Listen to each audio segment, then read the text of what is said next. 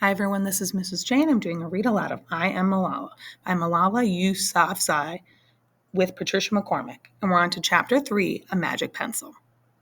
By the time I was 8 years old, my father had more than 800 students in 3 campuses, an elementary division and 2 high schools, one for boys and one for girls. And so our family finally had enough money to buy a TV.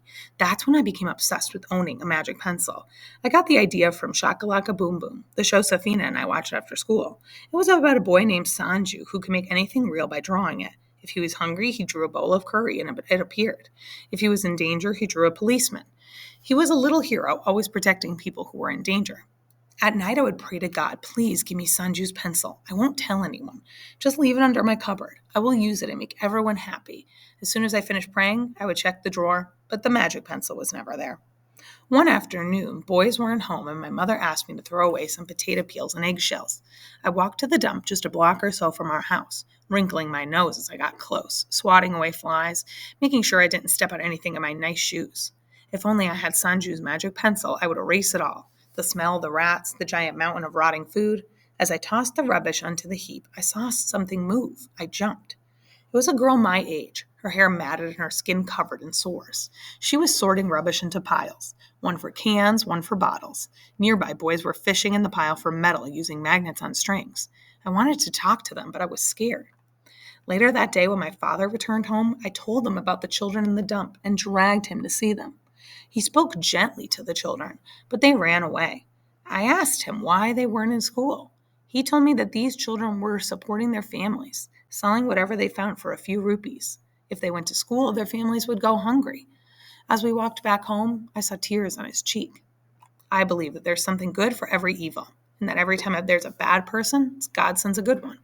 So I decided it was time to talk to God about this problem. Dear God, I wrote in a letter, did you know there are children who are forced to work in a rubbish heap? I stopped. Of course he knew. Then I realized that it was his will that I had seen them.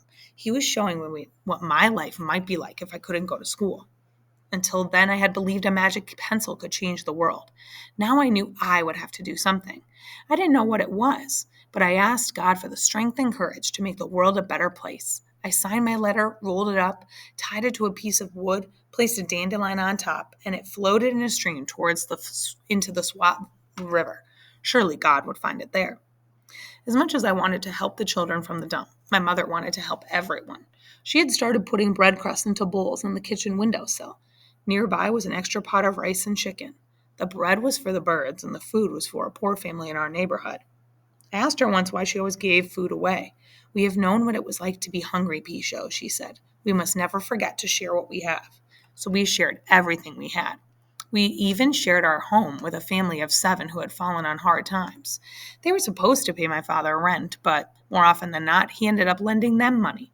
And although my father's school wasn't really making a profit, he'd given away more than 100 free places to poor children. He wished he could have given more away. My mother, meanwhile, started serving a few of the girls breakfast at our house each day. How could they learn, she said, if their stomachs are empty? One day I noticed some of our longtime students had not returned. I asked my father where they were.